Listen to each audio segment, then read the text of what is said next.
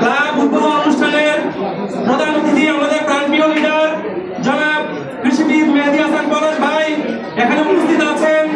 আমাদের বড় ভাই আবু মুসা সাহেব বাঞ্ছারামপুর উপজেলা বিএনপি সভাপতি এখানে উপস্থিত আছেন।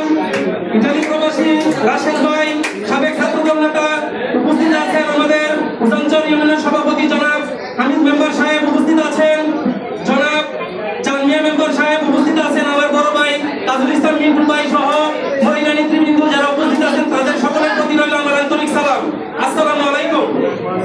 আজকে এখানে বক্তব্য দেওয়ার মতো আসলে আমার কিছু নেই।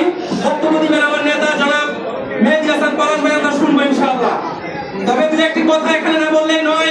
আমি সেই ছোট কাল থেকে মেহেদী হাসান পলাশ ভাইকে চিনি। যখন থেকে উনি উজাঞ্চল ইউনিয়নের ছাত্রদলের সাধারণ সম্পাদক ছিলেন তখন থেকে আমি ওনার পিছে পিছে রাজনীতি করি এবং স্লোগান দেই।